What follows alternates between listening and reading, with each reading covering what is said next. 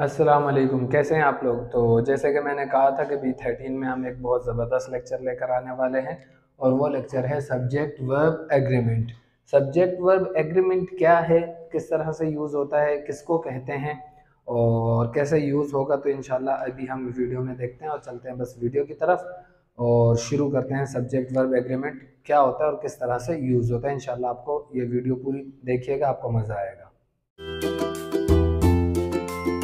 जैसे कि अभी हमने कहा कि हम आज बात करेंगे सब्जेक्ट वर्ब एग्रीमेंट के। सब्जेक्ट वर्ब एग्रीमेंट असल में निकला है कॉन्कर्ड से। अब बहुत सारे लोग ये नाम पहली बार सुन रहे होंगे। कॉन्कर्ड कॉन्कर्ड जो है ये एक ग्रामर का एक चैप्टर है, उसमें बात की जाती है।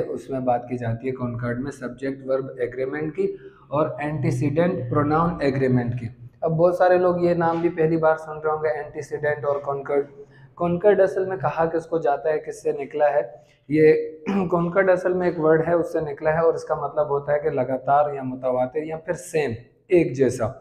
अब जो सब्जेक्ट वर्ब एग्रीमेंट में हम असल में बात करते हैं, एक्चुअली वो बात करते हैं कि अगर सिंगुलर सब्जेक्ट होगा तो वर्ब भी सिंगुलर होगा और अगर सब्जेक्ट प्लूरल होगा तो वर्ब भी प्लूरल ही होगा। जैसे कि अब मिसाल के तौर पे मैं एक एग्जांपल लिखता हूँ कि ही इज अ डॉक्टर। अब he is a doctor, he singular है तो इसके साथ जो वर्ब आया है ये भी सिंगुलर है। लेकिन इसी तरह अगर मैं बात करूं कि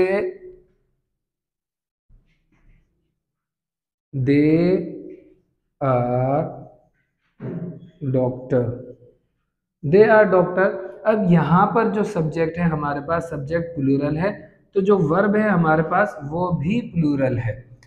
अब ये हमारे पास एग्जांपल्स हो गए कि अगर सब्जेक्ट सिंगुलर होगा तो वर्ब भी सिंगुलर होगा और अगर सब्जेक्ट प्लूरल होगा तो वर्ब भी हमारे पास प्लूरल होगा। लेकिन अब हमारे पास एक मसला आ जाता है कि अगर मैं एक एग्जांपल लिखूं आपके पास और एग्जांपल कुछ ये है कि he go to school, he go to school, और यहाँ फिर इसी तरह लिखूं कि ही गोज टू स्कूल, वो स्कूल जाता है, वो स्कूल जाता है। अब मैंने जो एग्जांपल्स लिखी हैं आपके सामने, अगर मैं आप पूछूं आप तो आप फौरन कह देंगे कि नहीं सर ये तो सही है, ये गलत है। क्यों गलत है? क्योंकि यहाँ पर आपने वो लिखा है सब्जेक्ट के साथ एस या फिर ई एस लगेगा। तो जब एस या फिर ई एस लगेगा तो वो कैसे होगा?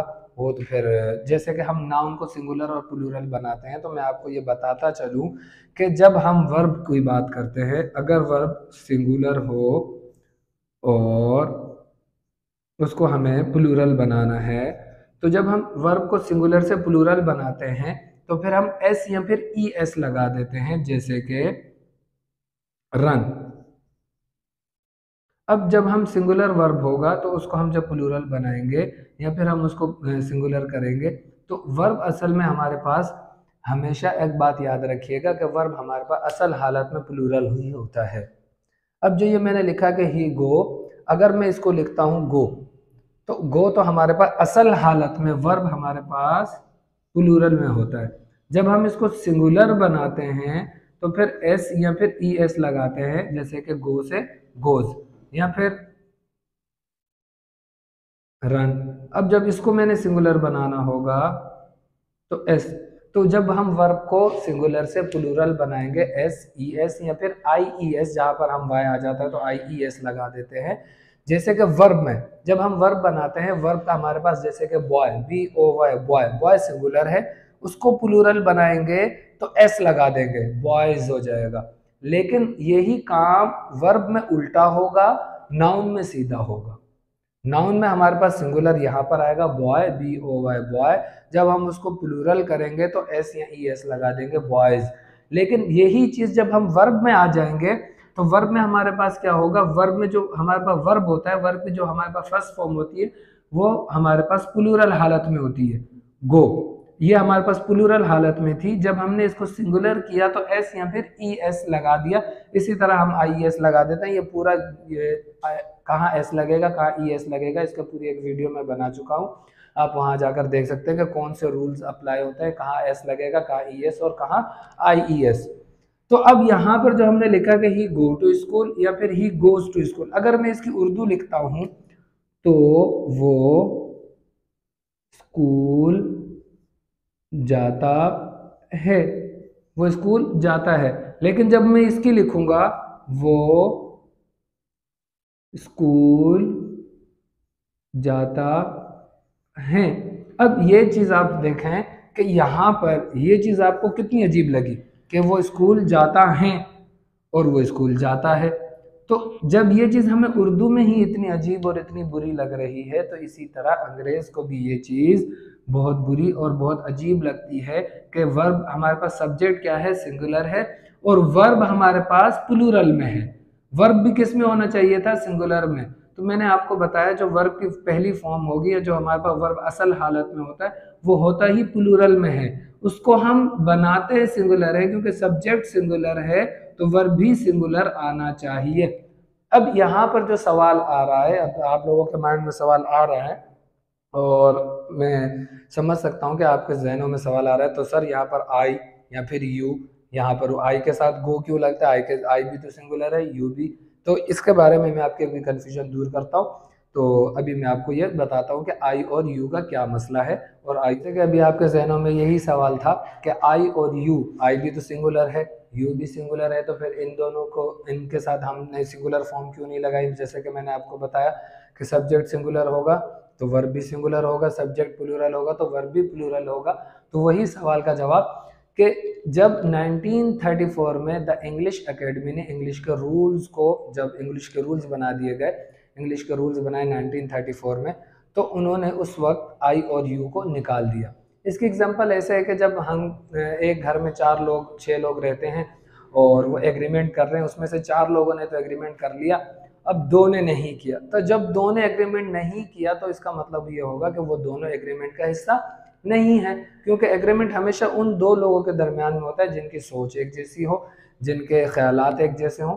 लेकिन यहाँ पर यही हुआ कि सब्जेक्ट के अंदर एक्सेप्ट आई और यू को निकाल दिया गया, एक्सेप्ट आई और यू को निकाल दिया गया, और फिर उसके अलावा बाकी जितने भी थे उनके लिए रूल्स बना दिए गए 1934 में। लेकिन 1934 से पहले सब्जेक्ट अगर सिंगुलर होगा, मतलब सेकंड पर्सन हो, तो उसके लिए अलग रूल थे, थर्ड पर्सन हो तो उसके लिए अलग रूल थे, फर्स्ट पर्सन हो तो उसके लिए अलग रूल थे। तो जो सेकंड पर्सन के रूल थे वो ये थे कि जब हम वर्ब तो वैसे ही प्लूरल में होता है, तो जब उसको सिंगुलर बनाया जाता था तो उससे पहले एस टी या फिर ई एस टी लगाया जाता था। जैसे कि एग्जाम्पल है दाव, दाव कहा जाता है यू को, और यू इसके साथ जब वर्ब लगता था उसके साथ लगा देते थे एस टी या फिर E S T, E S T लगाते थे। जैसे कि दाव कीपेस्ट, दाव कीपेस्ट, या फिर दाव नीडेस्ट, दाव नीडेस्ट। तो सेकंड पर्सन के लिए अलग रूल थे, उसमें एस टी या ई एस टी लगाना पड़ता था, और थर्ड पर्सन के लिए अलग रूल थे। थर्ड पर्सन के लिए क्या रूल थे, थर्ड पर्सन के लिए रूल ये थे कि जब वर्ब को प्लूरल से सिंगुलर बनाना होता था तो टी एच लगाते थे या फिर ई टी एच लगाते थे। मिसाल के तौर पे कि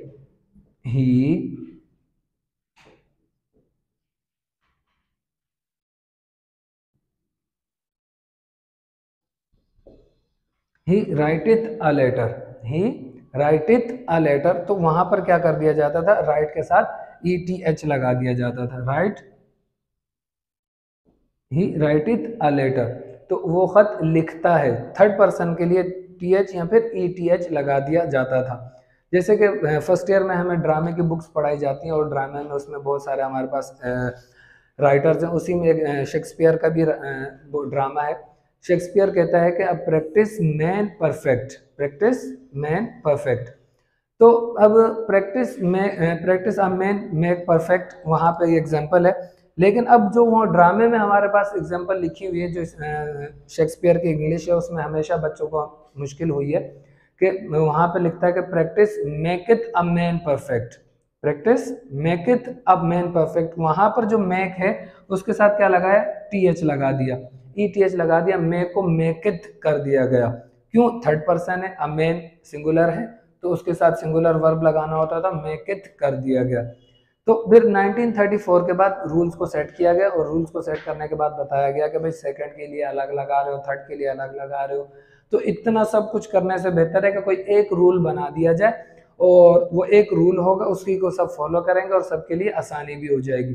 तो वो रूल इसीलिए फिर जब रूल बन गए तो उसमें ये हुआ, सब्जेक्ट अगर सिंगुलर होगा तो वर्ब भी सिंगुलर, सब्जेक्ट प्लूरल होगा तो वर्ब भी प्लूरल। फिर उसमें यही एस टी और ई एस और फिर ई एस टी का जो इजाफा कर दिया गया, एस और ई एस या फिर आई ई एस बना दिया जाता है कि सेकंड और थर्ड के लिए एक कर दो और थर्ड बाकियों के लिए एक कर दो।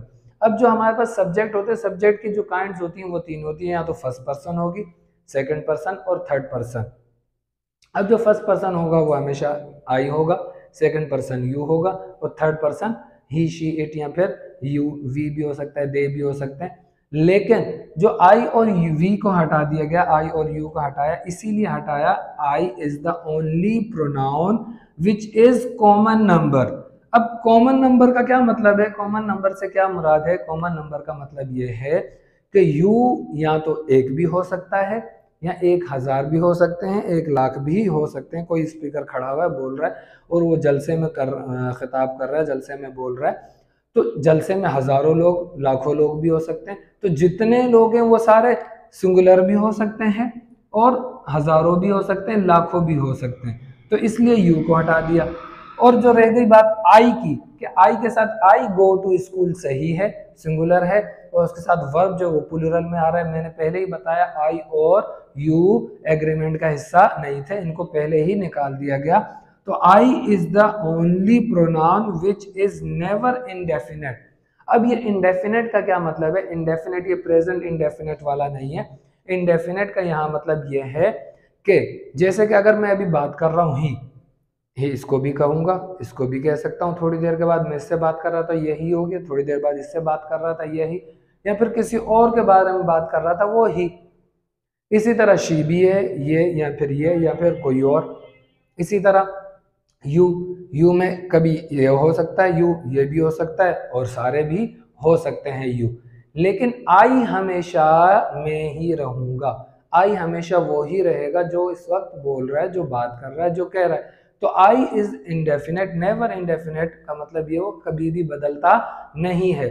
आई हमेशा एक ही रहता है, यू भी बदल सकता है, ही भी बदल सकता है, शी भी, दे भी बदल सकते हैं कि दे, अभी ये ग्रुप है इसको भी मैं दे कह रहा हूँ, थोड़ी देर बाद इस ग्रुप को दे कह रहा हूँ, थोड़ी देर बाद इन सब, इस ग्रुप को भी, इस ग्रुप को भी, सबको मिला के मैं दे कह रहा हूँ। तो ये सब चेंज हो सकते हैं लेकिन आई कभी भी चेंज नहीं होता।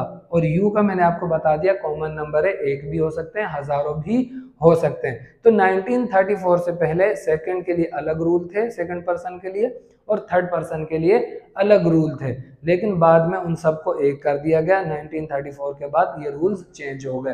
तो जिसमें ये बात हो गई कि सब्जेक्ट वर्ब एग्रीमेंट कहा ही उसी को जाता है कि जिसमें हम सब्जेक्ट वर्ब एग्रीमेंट में बात करेंगे कि थर्ड पर्सन के साथ यहाँ वर्ब लगाएंगे, उसमें हम एस या ई एस का इजाफा करेंगे, और बाकी यू और आई वैसे ही निकल चुके हैं, होंगे सिंगुलर भी हो सकते हैं, यू सिंगुलर भी हो सकता है, प्लूरल भी। लेकिन इसके साथ अगर सिंगुलर है तब भी वर्ब की फॉर्म लगेगी प्लूरल ही, जैसे कि यू गो, अगर ज्यादा है तब भी यू गो। और आई वैसे ही नेवर इंडेफिनेट होता है तो इसलिए आई के साथ हमेशा रहेगा, ये दोनों एग्रीमेंट का हिस्सा नहीं है। तो उम्मीद करता हूँ कि आज का टॉपिक आपको पसंद आया होगा और अच्छा लगा होगा। तो इंशाल्लाह बहुत जल्द मिलते हैं हम B31 में। तब तक अपना ख्याल रखिएगा, वीडियो को शेयर करिएगा। अल्लाह हाफिज़।